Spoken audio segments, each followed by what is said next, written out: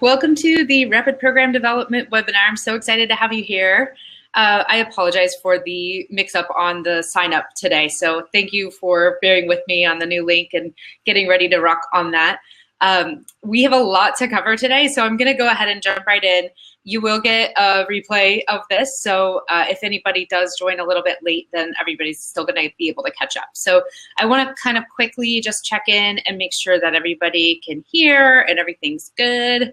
And I'm using a new thing, so I'm going to say if you can enter into the, oh look, I can make a poll. Let me do that. Can you hear? Question mark? I'm just going to go ahead and add that. Okay, let's see. Yes or no? To make sure. Perfect. Thank you. Okay, good. So I have a person who is going to be here to help me manage this one so that I could answer questions as we go. Hi, Krista. And unfortunately, he wasn't able to be here today because he had to make a trip unexpectedly. So it's just you and me, you guys, and so it's going to be fun and exciting for everybody, I'm sure. I'm going to go ahead and also quickly just add in this piece so that I can make sure that the recording goes well. So I'm going to double up on that. Okay, so let's go ahead and rock and roll. I'm going to go ahead and pull up my PowerPoint for rapid program development. And we're going to go into that delightful thing. We'll do that. Perfect. So rapid program development. I love rapid program development, and I'm probably going to get very excited and start talking very fast, but I'm going to try really hard to talk at a normal speed for everyone who is listening. So rapid program development is something that I started working with probably about 5 years ago. And I'm going to tell you kind of the origin story of my relationship with rapid program development and how it kind of emerged for me before I jump into helping you walk step by step through how you can do this for your own organization. And kind of give you some background about where it comes from theoretically as well as practically. So what is rapid program development? Well, in my version of it, it's designing, creating, launching, and measuring nonprofit programs, but doing it really quickly while also contrasting to traditional program development. So when I first started in program development, it was in a role I had at an organization called NEDCO, Neighborhood Economic Development Corporation, where I worked for about 6.5 years and then stayed on as a consultant on retainer for about another year after that. So I was with them for quite some time. And when I was there, we grew rapidly and did a lot of transformation and change over that time. So what I had to do was learn how to do program development on the fly. And as you probably know already, if you're interested in program development or have tried to find resources on it, it's not an easy thing to find training about or to find even like writing about. And so it's something that you kind of have to figure out as you go. And so when I first started doing more program development, it was honestly something I worked out as I wrote grants. And so I kind of fell into the program development role because I was the grant writer as well as program manager and so forth. So I really used grants as a way to sort of create the business models and business plans for my programs, which kind of worked until it didn't work. And so ultimately what happens when you do that is that you oftentimes end up overextending, right? Because you're trying to meet all these different things that funders are wanting you to do and promising things that you now have to add on to your plate. And the thing with grants that's so crazy is that you oftentimes end up having to put more time into it than you're getting paid for. And so you end up like cobbling together this weird patchwork full of grants that have all these requirements and things that you can't end up really truly doing justice to. So there was a point when we had to step back and say, you know, doing our program development through grants is not effective. And it's in fact kind of cannibalizing our work and making it less effective. So we really need to start with the program first. And that was sort of the beginning of this process for me. So I'll give you a little bit more information about what it is. Ultimately, rapid program development, as I now teach it today, is based on lean startup style principles. And if you haven't read The Lean Startup by Eric Ries, I really recommend that you do.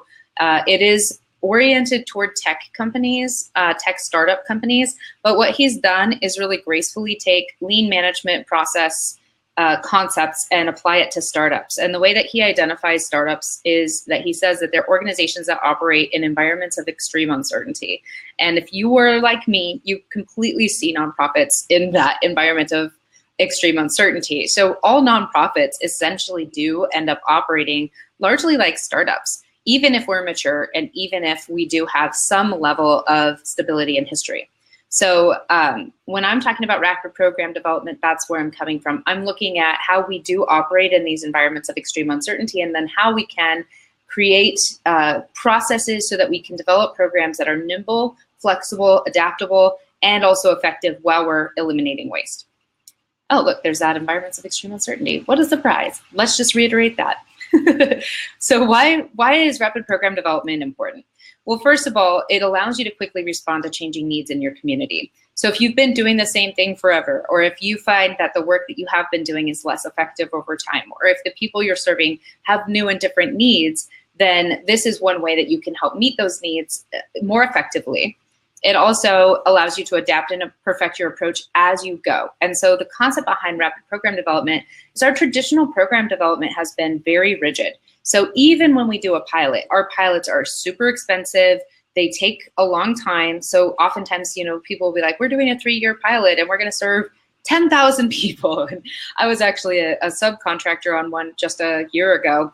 That was like a $3 million project through the Small Business Administration or something like that. So it was a federal pilot that was really expensive, way too big. And what happened is, as I was implementing it on the ground, I found all kinds of challenges to getting people to enroll in it, because there were very strict restrictions on who could enroll, and other problems that came up. But unfortunately, we weren't able to adapt or perfect our approach. We had to do exactly what the pilot said that we had to do as it was written in the grant. That's not a real pilot program at all. So what we really kind of did was back ourselves into a corner and more like kind of risk our ability to actually fulfill the requirements of that grant, because we weren't able to truly do a pilot. So that's one of the pieces that I love about rapid program development. It's faster, and it also is way more flexible. And because we're going to be talking about the framework for it from the beginning, it also prepares the people who are participating from the internal stakeholders, like your executive directors or your board, even if they care about programs and how they roll out, and your staff. Like those internal people will be informed that this may change as we go, but it will be an intentional change. And also the people who are participating will understand we're trying something that we've never tried before. We don't know how it's going to work.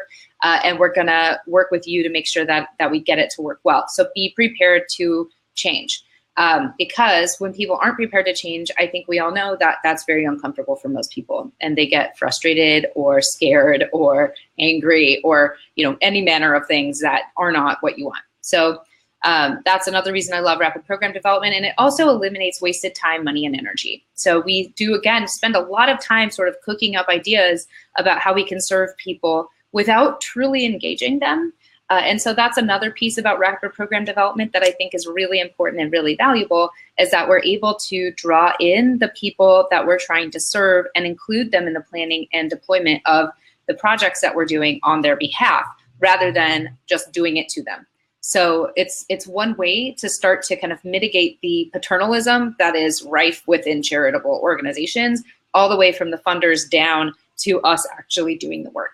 So it's really a way that you can start to get your stakeholders and beneficiaries engaged with the process in a different way than you have in the past, probably. Unless you're really awesome, like some people can do this well.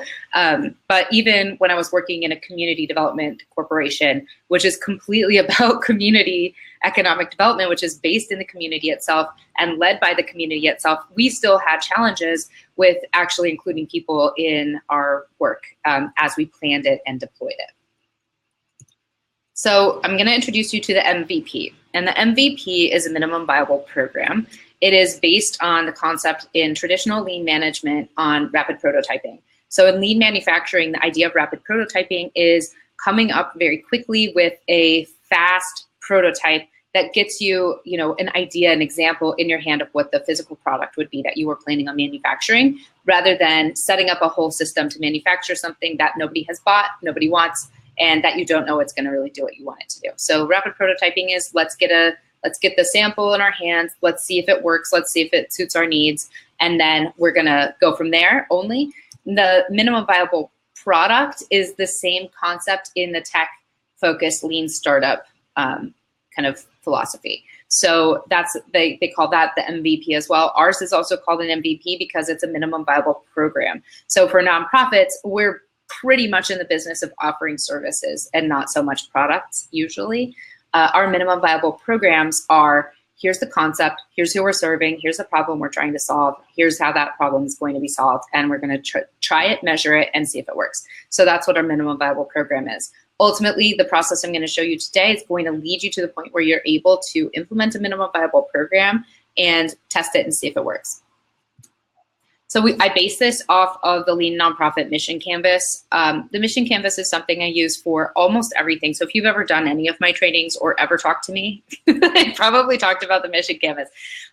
So it is a pretty simple way to get an at-a-glance look at what your business model looks like, or in this case, of course, your program. So we have, we have several, we have several places that we'll look at here. So we start with stakeholders because we want to know who you're serving. And we also start with stakeholders partly because it is important, as I already mentioned, to involve them and engage them from the very beginning. So I don't want you to create your programs in a vacuum. It's not a good idea for you to sit at your desk and be like, okay, here's the problems I know these other people have. You may be very familiar with what their problems are, but it's absolutely essential for you to integrate their thinking about their problems with your understanding of their problems. Because the reality is you don't know what their problems are until you ask and until you have conversations that explore that. The other thing is that sometimes our stakeholders don't actually know how to articulate their problems, but as you converse with them or observe them, you'll be able to start to uncover some of the language they use when they're talking about those problems, which will help you to create better solutions and activities for them to solve the problems that they have. So sometimes people don't know what they want or what they need, but that's okay. You still want to engage them and involve them in coming up with how we solve those problems. So we start with our problems. Then we flip side that problem into a solution. So when we're doing the problem solution activity or exercise, really, it's about identifying like what are the pressing problems, the urgent needs, the compelling desires that our stakeholders have, and then what does the alternate reality look like? So the solutions are not a thing we do. The solutions are a preferred future state. So if I have a problem, I'll go through this in a little bit, but let's say I personally have a problem, and my problem is I want to launch my coaching business. So my problem is I don't have coaching clients yet.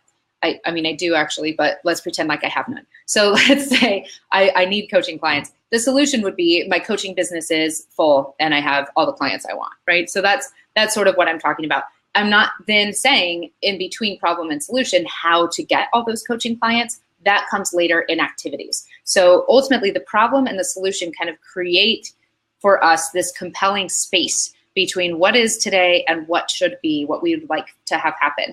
And then the activities provide us with the bridge from the problem over into the future preferred state. So activities then are going to be the actual services you deliver to the people who are your stakeholders to solve those problems. So if my problem is I want to get more coaching clients, then some of my activities are going to be doing some prospecting, doing some calls, trying to make sales offers to potential coaching clients, maybe pitch my coaching to some businesses or whatever it is. So those are the kinds of activities that I would get to do to get me from problem to solution. And that's the same for any nonprofit activities as well. An example from my former employer, we did homeownership education and counseling. So one of the problems people had was they didn't think that the dream of homeownership could be real for them because they didn't have enough money, or because they perceived that they had to put tons of money down and they didn't know how to get that, or they thought maybe homeownership was too big of a job for them. So there are all these different problems. Well, the solutions to those things is they do have adequate down payment. They understand how to budget so that they can manage home ownership in the long term and that kind of stuff. And then our activities were like, well, we did provide down payment assistance. We provided match savings accounts so they could save up enough money. We also provided education. We provided one-on-one coaching so they could do their budgets with us to actually get from renting to buying and then sustain their ownership over time. So those are the ways that we got people from those problems to the solutions of now they, have enough money to buy a house. They understand how to budget so they can own their home long term. And ultimately, they buy their house and then they're successful homeowners. So then we are going to go straight into outcomes and impacts. And outcomes are individual level change that you would like to have occur as a result of the activities that you do.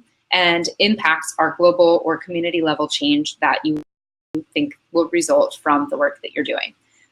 This is all really a hypothesis. So as we put this together for your rapid program development, keep thinking of it as a hypothesis and talk about it as a change hypothesis because it will allow you, again, to make those adaptations as you go. So if you're doing some measures along the way and saying, are these outcomes being met, yes or no? If they're not, then that's a place for you then to step back and say, oh, wow, okay, so we're not meeting these outcomes that we thought we would get, but these are the actual results. So maybe the results we're getting are different outcomes than we set out to achieve, but they're still good outcomes. So maybe we want to keep doing what we're doing, but just adapt how we're thinking and talking about this program. Or the outcomes we're getting aren't even close to what we wanted, and now it's time for us to take a step back and actually change direction. So we would do a pivot. Or the outcomes are perfect and it's exactly what we thought it would be. Let's scale. Now it's time for us to persevere and scale. So those are some of the things about this piece that I think are really valuable because this is where you start to say, okay, rubber met the road. We've started doing these activities. Are we really solving the problems that we set out to solve? And what are the results we're getting? Metrics are just the way that you know that the change that you set out to achieve has occurred and how you know that the outcomes and impacts that you believe are happening are actually happening.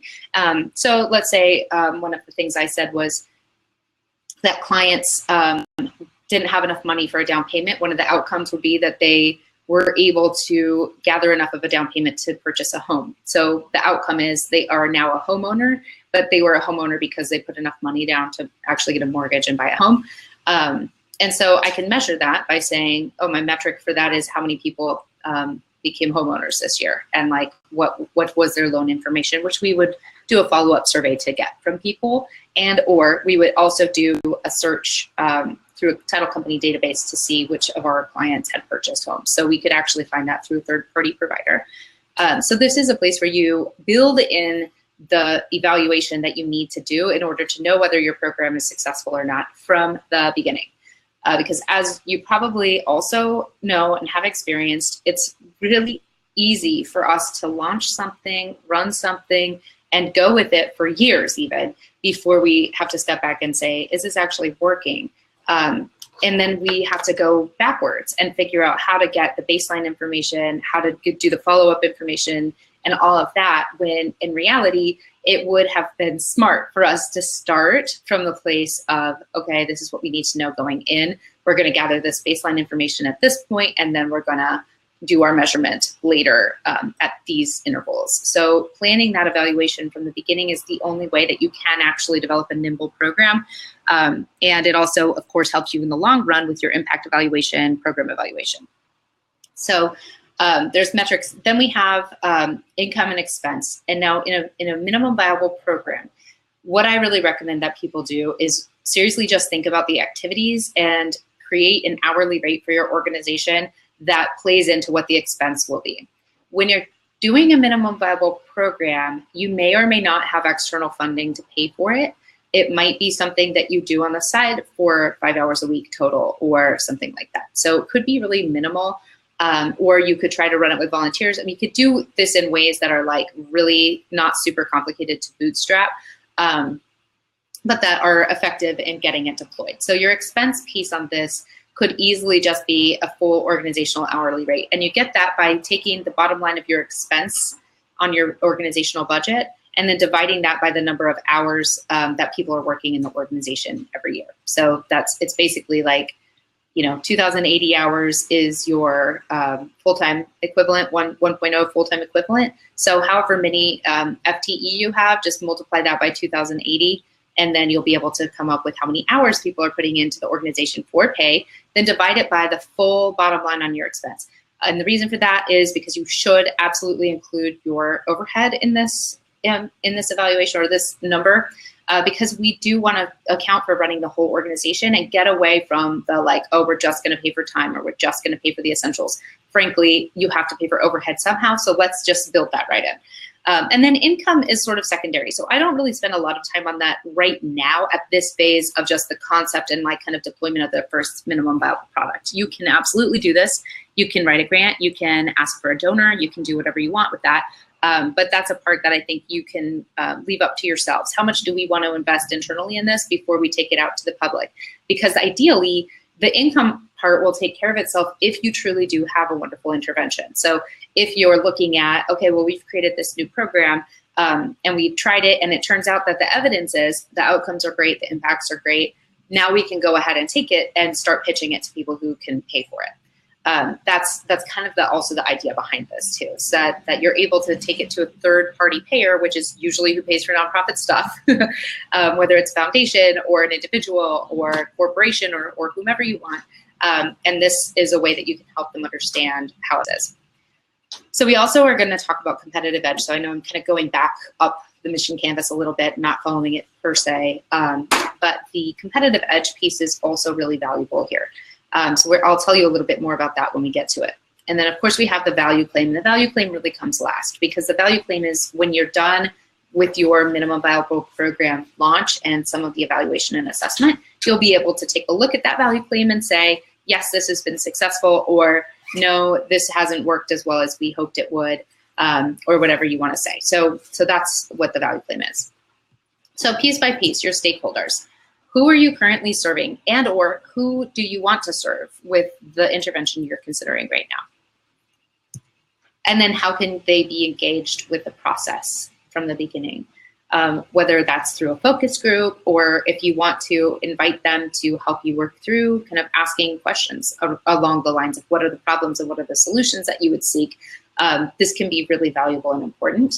And then ultimately, yes, ask them what problems do you have.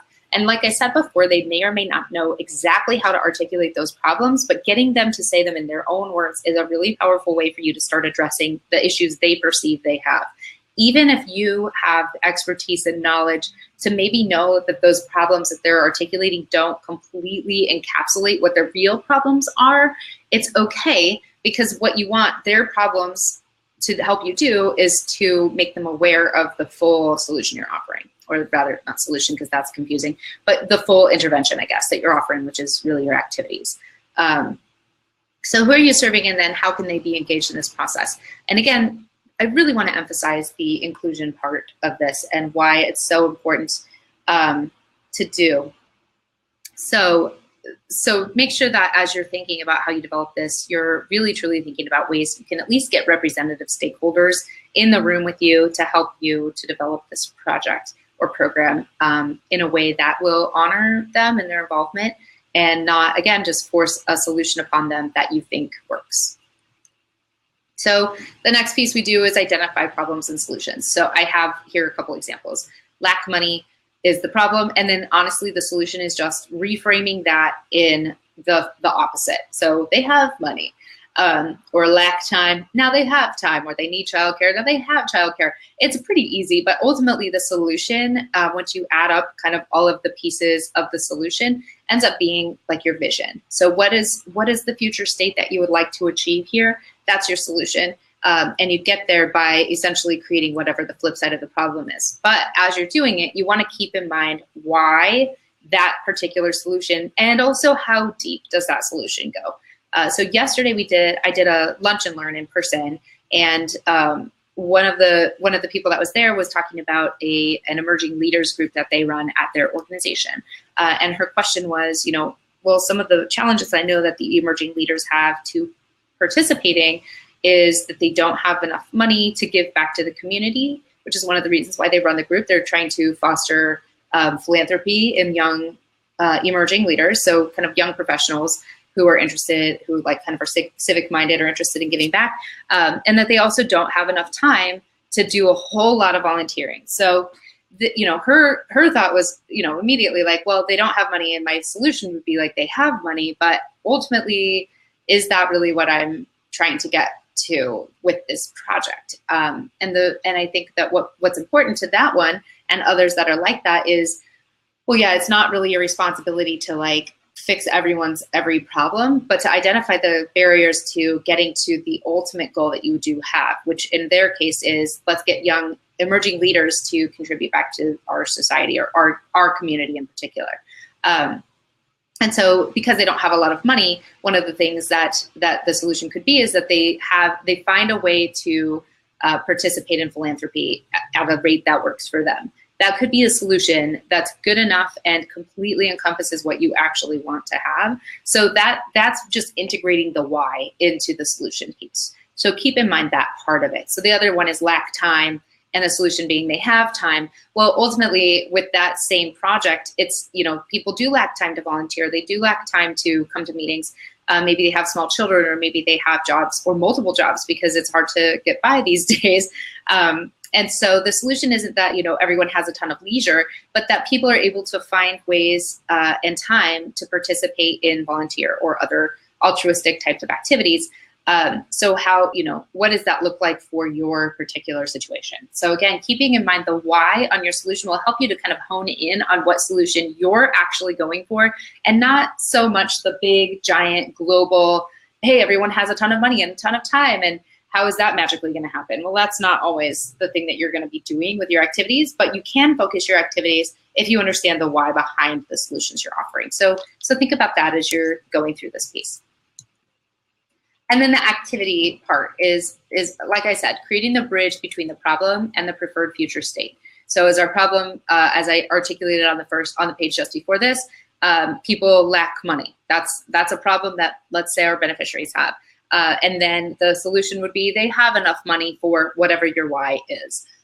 So the activity is, how are we going to get that to happen? And this is where you kind of create the magic that your own organization owns. By putting together kind of the magical secret sauce that you only can produce. So your activities can be focused on getting from the problem to the solution in whatever way it works for you to provide that. So there's a piece on your worksheet, the worksheet that I sent along with the link for this webinar.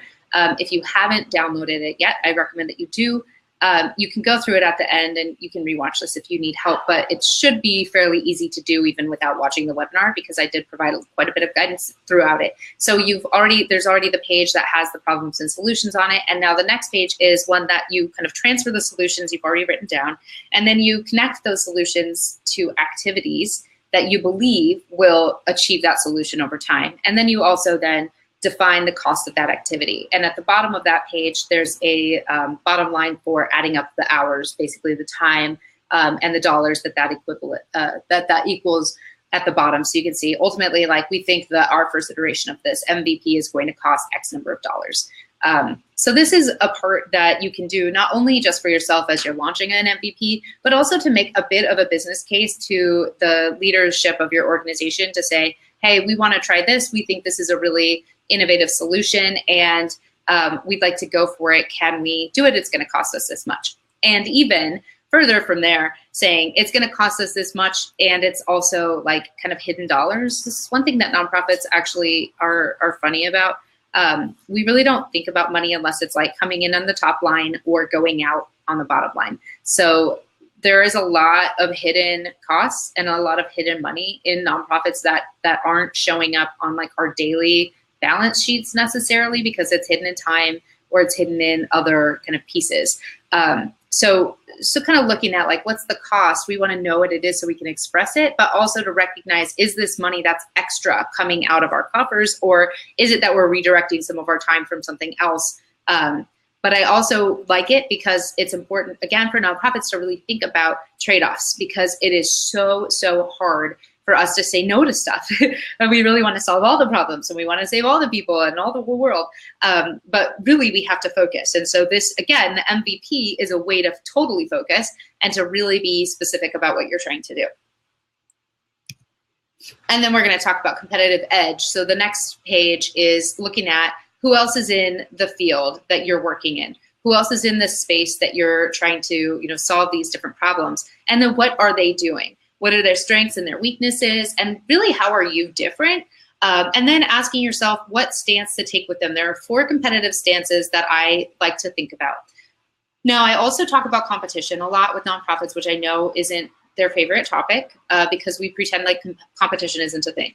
It is a thing. So let's just be honest and get it out on the table. But there are 4 ways that we can relate to competition within nonprofits, and let's just bring it to the surface so that we don't have like weird subtext around it, because that's one of the most damaging, time-wasting, relationship-breaking things that we do in the sector. So let's just be honest, we are in competition, but we also can use that competition in really productive ways. So the first stance is to compete.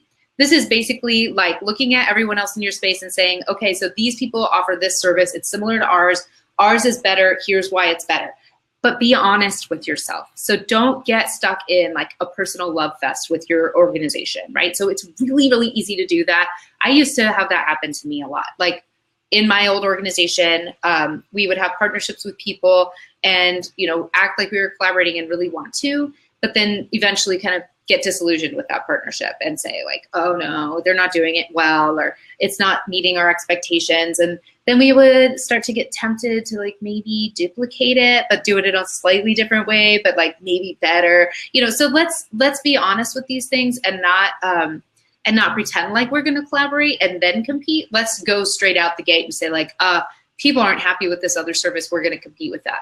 That can be totally reasonable and legitimate. That's not just unnecessary duplication. It may be replacing something with something better, or it may be that, you know, the other solution isn't complete, and so you need to add on kind of what yours is and make it better.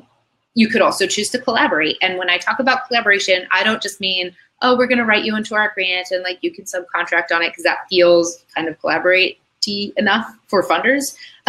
but to truly build a partnership that absolutely requires that both participants are all in on that partnership, and that the collaboration is truly more than the sum of its parts. So if, you know, if organization X and organization Y come together to create program Z doesn't work with just X or Y, right? So it has to be all of those things that create program Z, otherwise Z doesn't work anymore. So collaboration is something that's deep and very connected, and absolutely has to be approached with some very thoughtful thinking and work together.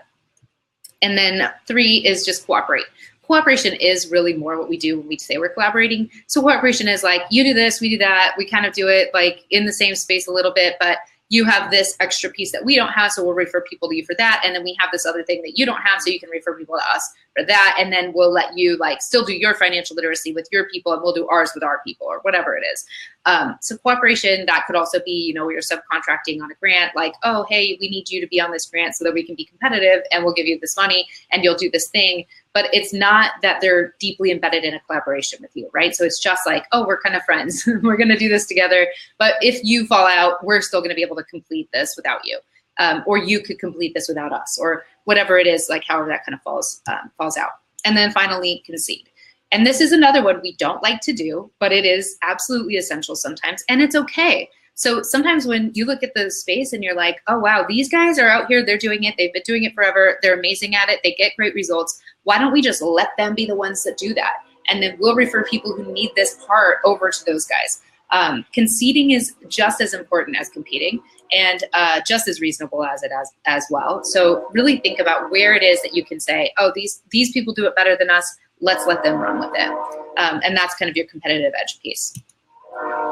And then we've got outcomes, impacts, and metrics. So looking at, again, that personal, individual level change you'd like to have occur, looking at the global or community level change that you'd like to have occur, and then understanding the financial measurements that you absolutely need to have in place in order to know whether this program is successful. So how do you want it to perform financially? You've already estimated the cost. Now you want to think about a little bit the income that you are hoping to achieve and when you would like to start getting income into the program. How is that coming in? Is that going to be grant funding? Is it going to be donor funding? Is it going to be fee for service? Starting to think about what that stuff is at the beginning is really important, and then holding yourselves to the benchmark. So the next piece here is looking at the metrics. How do you know the change has occurred? Metrics are just the data points that say this outcome is real, this impact is real, this financial measure is real. So metrics are just, I'm so sorry that it's loud here. I don't know if you can hear the train and like now a motorcycle outside of my office window, but apparently it's just a transportation day, so forgive me. So we've got metrics. That's the data points that tell you that the change has occurred. Measures is looking at where and how you manage the metrics. So how do I get those data points? Where do I store them? How do I do the analysis of them? And so forth. If you want to dig deep into this piece, I do have a 4-module course about program evaluation, simple and speedy program evaluation that digs deep into metrics. Then it goes further into like indicators and instruments and measures and all this stuff that helps you to actually do your evaluation. So if you are interested in that, check it out. And then success benchmarks. So what is it that we are expecting to see? So is it a percentage of people experience this particular outcome, or we have X number of dollars coming in by this time? So identify those benchmarks that you're looking for yourself, and then hold yourself to them again. So as you're evaluating whether this minimum viable product or program has been successful, it's looking at those metrics and making sure that you're actually achieving them and noticing the benchmarks. If you're falling short of those benchmarks, asking yourselves what happened, why aren't we meeting those? Is this program something we want to continue? Do we need to change it a little bit so we can pivot?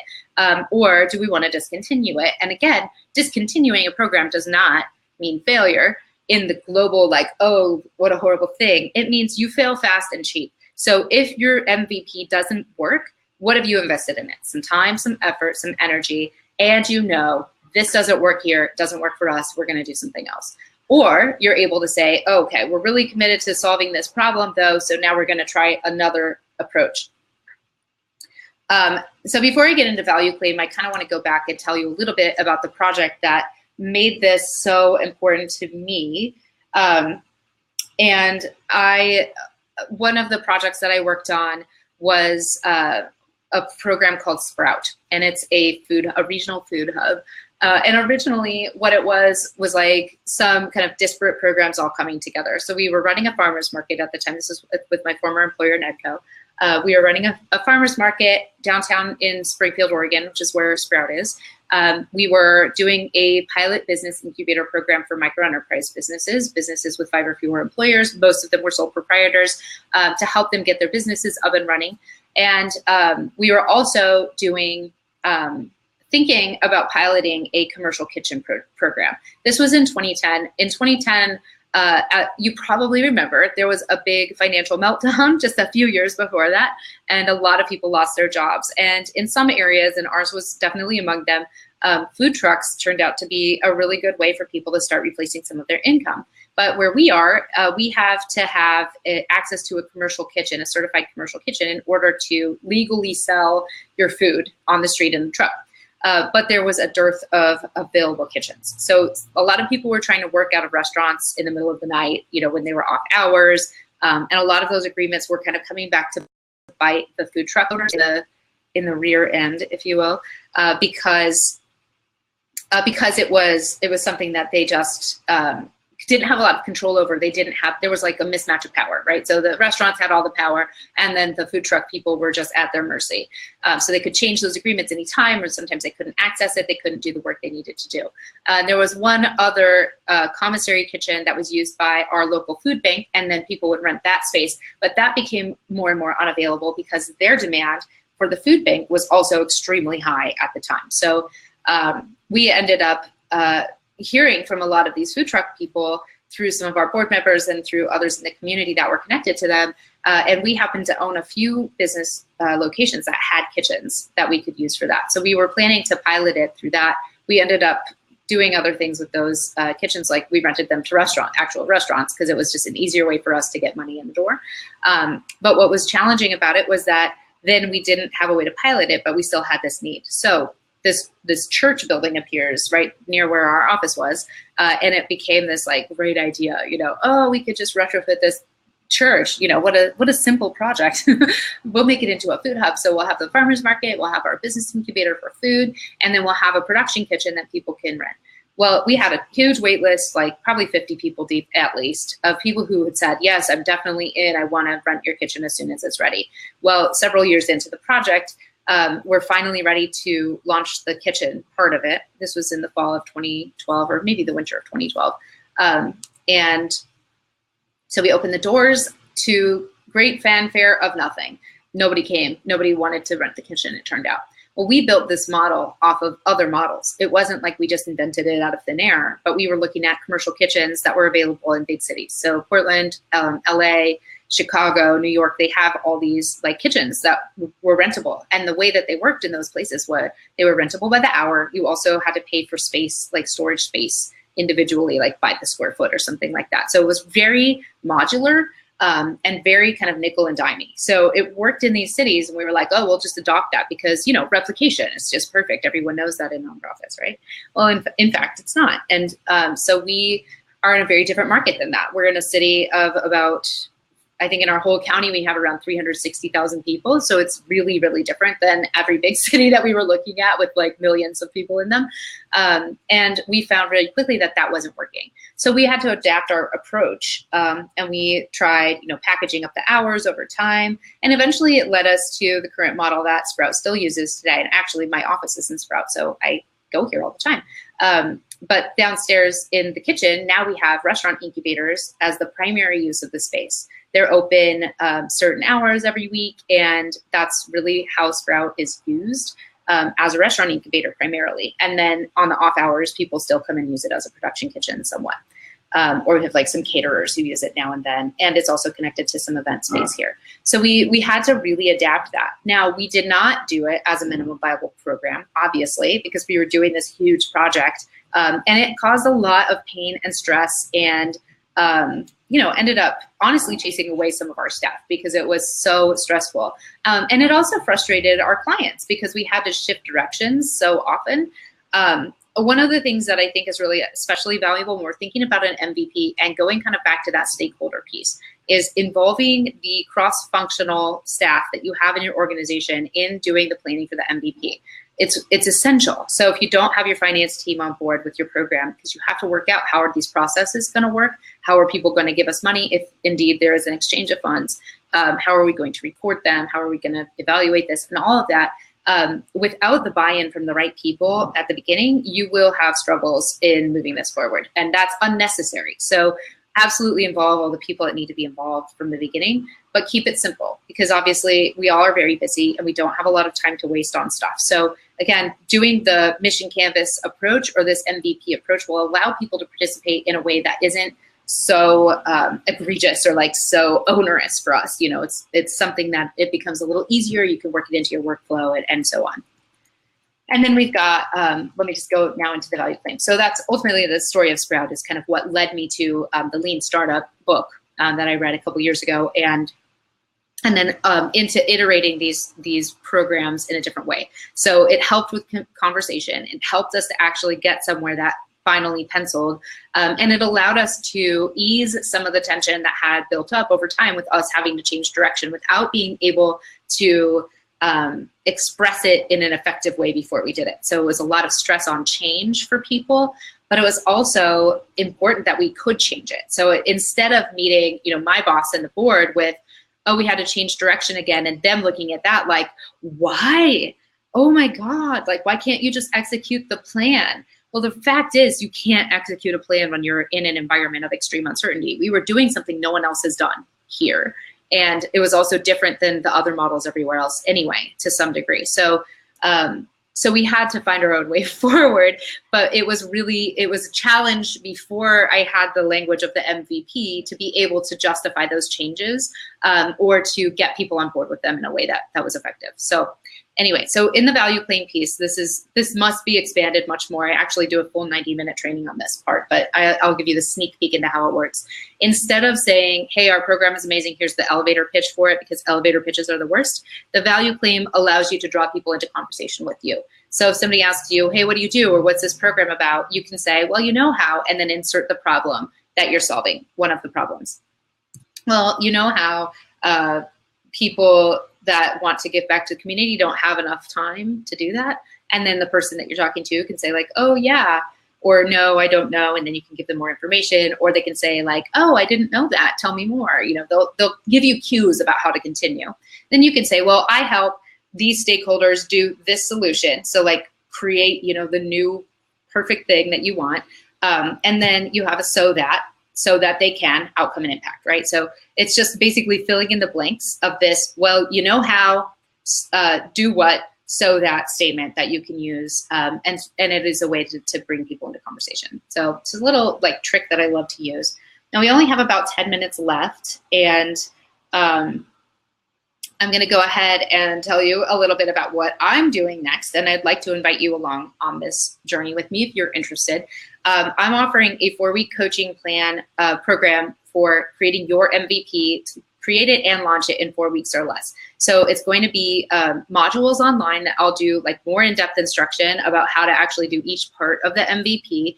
You'll get all kinds of extra templates, worksheets, etc., that will help you to do this, not only just within your department or as a single person, but how you can integrate it into your organization and kind of draw other people into it with you if you'd like to do that.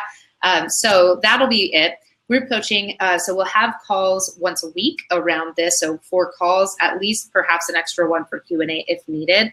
And then it'll be, of course, as I said, over 4 weeks. You'll get direct guidance and support and feedback from me as you're developing your MVP. And then, as I mentioned, templates, tools, and some actionable plans that you can use. Now, the last time I ran a group coaching program, it was small enough that I could actually provide one-on-one attention to people. So if we have 5 or fewer people in the group coaching program, I'll just adjust this and it will become more of a one-on-one kind of a coaching program. So if you sign up sooner than later, I think that would be a great idea if you're interested in this at all. And that way you can get direct feedback from me, not just in a group call, but directly once a week during the course of this program, if you do the work of it. So it is over 4 weeks. Pardon the heading on this. This is from my program evaluation, similar course, but this is development. So you'll get direct feedback and troubleshooting. So if you do run into challenges, particularly if you're having challenges like getting other people in the organization involved, or if you need some more information about how to engage stakeholders and things like that, then we can really work specifically on your project. And then you'll be able to test and try your ideas for your minimum viable program and decide whether to persevere or pivot. And then you'll also know when your ideas actually make a difference for people, because that's really what we're trying to do for people, is to change the world with them and make it easy for them to get what they want. This course will be priced at $347 for future attendees. It'll just be an evergreen course that's available all the time, but those people who take that will not get the coaching support. And if I do relaunch it with coaching support in the future, then it will be an additional price over the $347. So probably our coaching support version of this is going to run more in the $500–600 range when we launch it in the future. But right now you can actually save 50% off that $347 price if you buy it today. Actually, even if you buy it by Sunday. So a sneaky trick that you can actually wait a couple days if you want to. That way you have some time, if you are interested at all, to email me or call me and see if this is the right thing for you. So if you're curious about it and not totally sure, feel free to get in touch. I'd be happy to talk to you about what you're doing, what you want to do, to see if this is actually a good thing for you to invest in right now. You can save that 50% at checkout with the code RDP502017. Rapid development. I don't know. I wrote it backwards. So I'll send you the real code. I'm not sure if that's it. And then, again, this is a 4-week course with tools, templates, and coaching support. And it will only be $173.50 if you buy it today, which is a screaming deal. And I will tell you, the reason why I price it like this is because it is my own minimum viable program. So I am putting out to you, hey, this is what I'm thinking will work for you. You get to help me develop it, and you also get the benefit of participating. So that's sort of how I do almost everything I do, just as a truth teller. I think it's important for you to know that I actually do live by the same kinds of processes that I'm teaching you for my actual business. So you can go to leannonprofit.com/online-courses to find the Enroll Now page for the rapid program development piece. And I want to invite you to go ahead and check that link out if you want to know more about the program and how it's going to work. And I want to also thank you for attending this webinar. And I am really grateful that you were able to find the link. And if you're watching the recording, I'm sorry that I had to switch that at the last minute, and I apologize for not getting you that information as soon as you needed it. So I hope that the recording has been good for those of you watching the replay, and I hope that you've been able to get what you want out of it if you're here live. And I'm gonna go ahead and go back to the main webinar page so that I can answer any questions if you do have them. So let me know if you do have any questions. You can just put them in the chat box, I believe. So I'll wait just a moment to get that.